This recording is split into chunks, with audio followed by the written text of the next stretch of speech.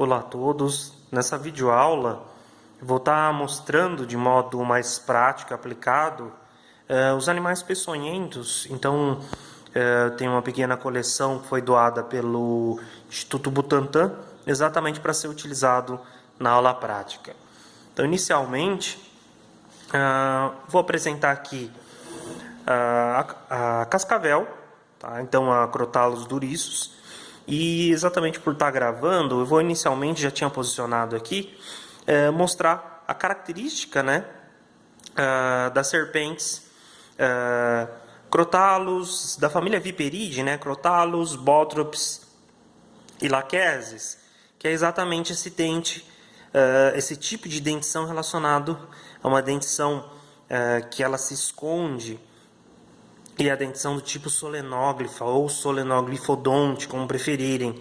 Reparem, né, que os dentes eles ficam escondidos nessa mucosa, e aí no momento do bote, realmente esses dentes são projetados cranialmente e ocorre a inoculação. Muitas vezes, só de raspar o dente já ocorre a inoculação do veneno. Outra característica que eu gostaria de chamar a atenção, já falando de animais peçonhentos, ou na verdade serpentes peçonhentas, é exatamente para a fosseta loreal. Se a gente reparar, tem orifícios, dois orifícios, que no caso, esse orifício mais cranial é a narina, e esse orifício intermediário entre a narina e o olho é a fosseta loreal. Tá? Uma outra característica para a gente discutir aqui é o olho em formato de fenda, né? Então, mesmo o animal aqui conservado no álcool, ele apresenta esse olho, essa caracterização do olho em formato de fenda.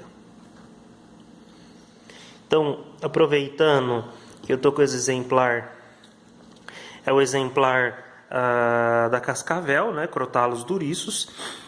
O que chama atenção na extremidade da cauda, o chocalho.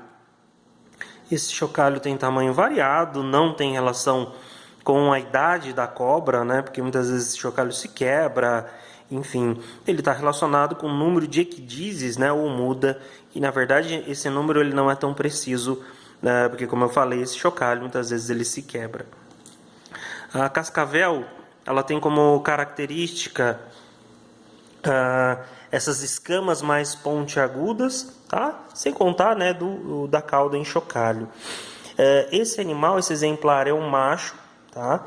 Então, após a preparação, ele acaba expondo o pênis, são dois pênis, né, dois hemipênis, então é um exemplar macho da cascavel. Reparem as escamas, né, as escamas elas são mais pontiagudas comparadas às serpentes do gênero Bothrops. Aproveitando esses outros exemplares que eu tenho aqui fora do álcool, na verdade eu tenho dois exemplares aqui, que são duas jiboias.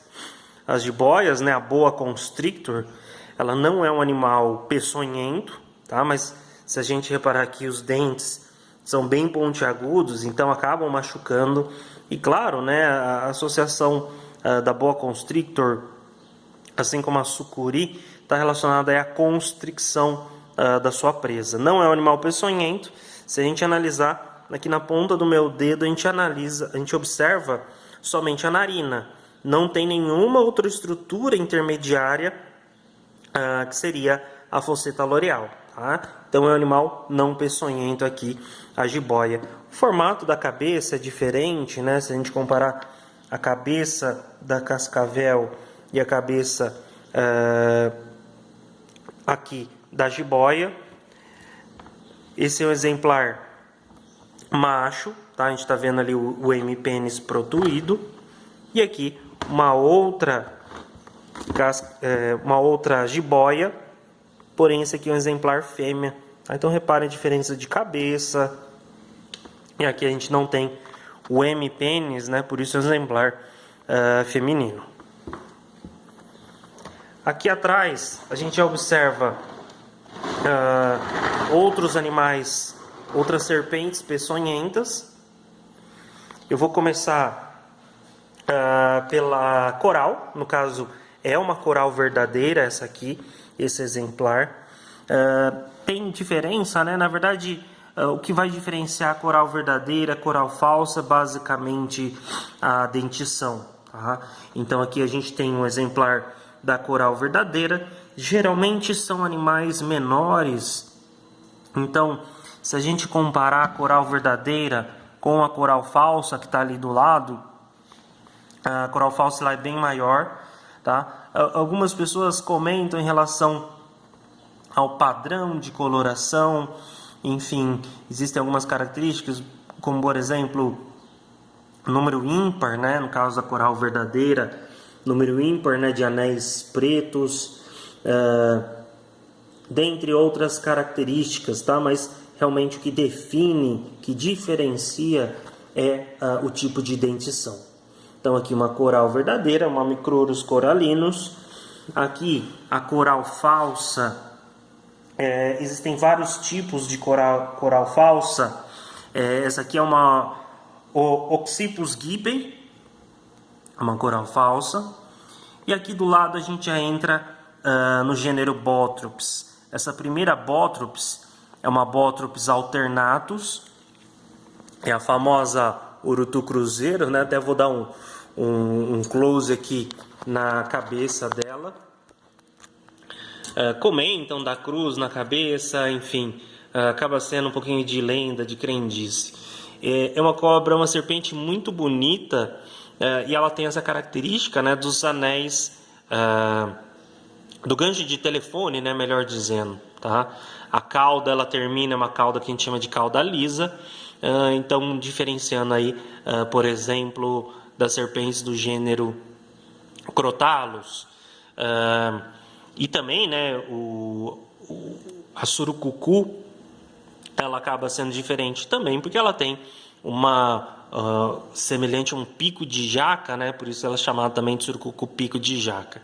Então tá aqui a Bothrops alternatus, uma serpente muito bonita, é um macho também, né, a gente está vendo o M-pênis ali projetado.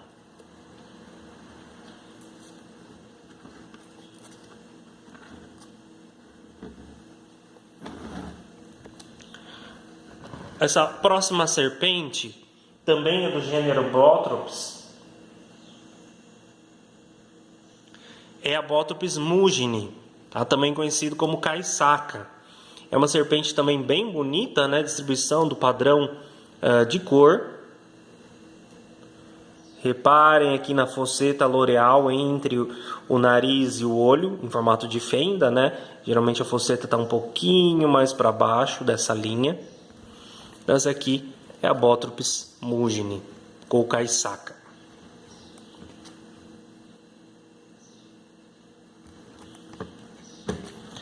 A próxima serpente que eu separei aqui para vocês é a Bothrops jararaca, tá? Ou o nome popular jararaca, enfim, uma outra serpente também.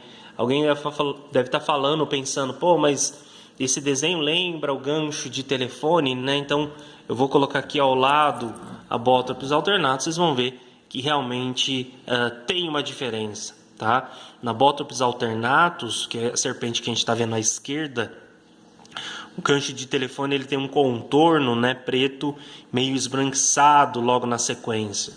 Aqui na Bothrops jararaca não, tá? Então padrão de cor.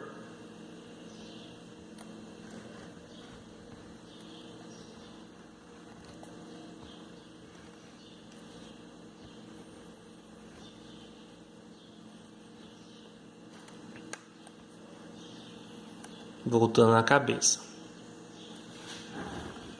A próxima serpente, também ainda do gênero Bothrops, é uma serpente que tem um tamanho, né? Vocês estão notando, ela é bem maior comparada às outras. E é a Bothrops jararacuçu, tá? Nome popular, jararacuçu. É uma serpente que costuma ter um tamanho corporal maior. E aí apresenta esse padrão, né, de coloração.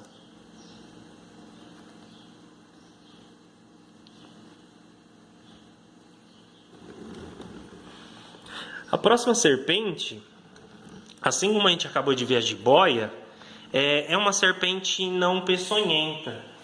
Ela é conhecida, o nome popular, de cobra-espada, tá? Também tem gente que fala de falsa jararaca. É a Tomodon dorsatus.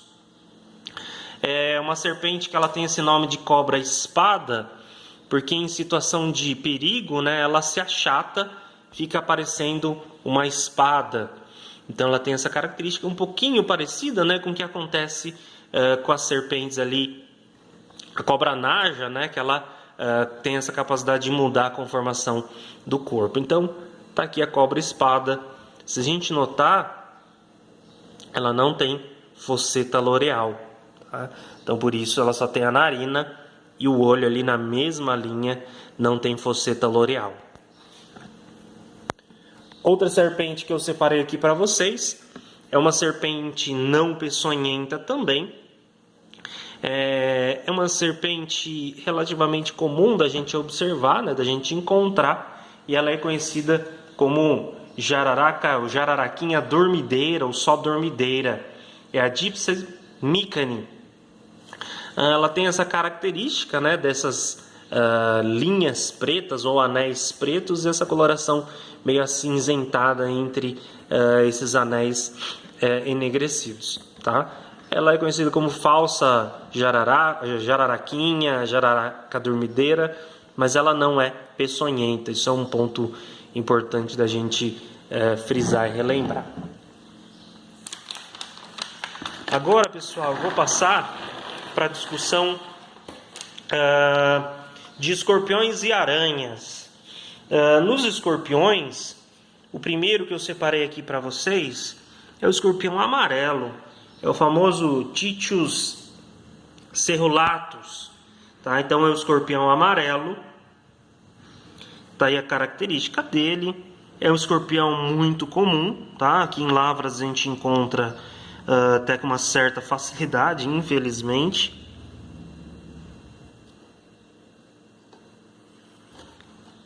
Esse segundo escorpião que eu separei é o escorpião marrom, é o Titius baiensis.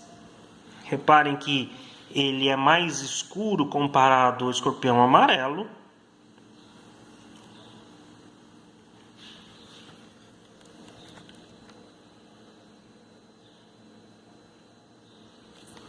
Esse terceiro escorpião que eu separei é o escorpião do Nordeste, né, o Titius stigmurus. Então tá aí, ele também é diferente, né, dos demais escorpiões que a gente vê.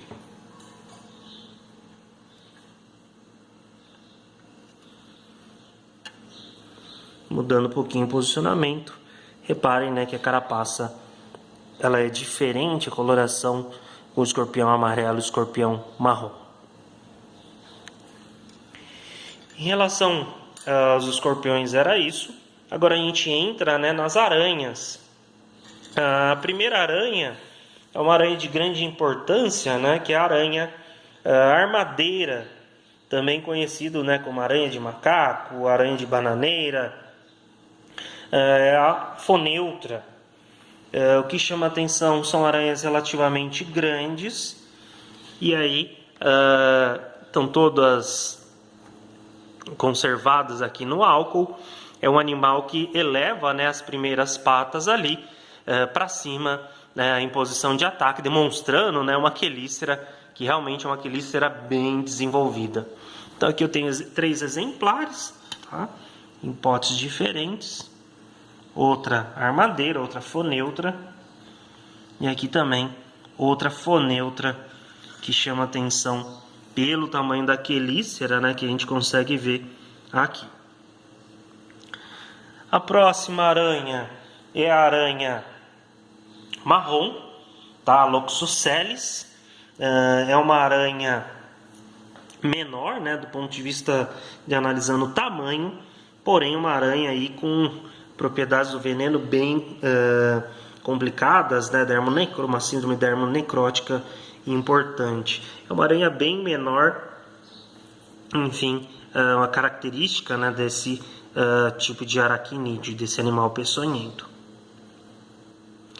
E para finalizar, é uma aranha aqui do gênero Grammostola, ela da Megalomorph, é uma aranha caranguejeira, né? O que chama atenção nessa aranha, a gente consegue ver aqui nessa aproximação de tela, são os pelos. Então tem muito pelo, são pelos urticantes. É uma aranha que até tem veneno, porém o seu veneno ele tem uma ação muito discreta. E aí o que chama atenção realmente em relação a essas cerdas, esses pelos que são urticantes, né, irritantes. Não é uma aranha que costuma ter problema, né, em relação à saúde pública com os acidentes. Então, pessoal, com isso eu encerro mais essa videoaula sobre animais peçonhentos. Tá? Uma boa semana de estudo a todos, fiquem bem, um grande abraço.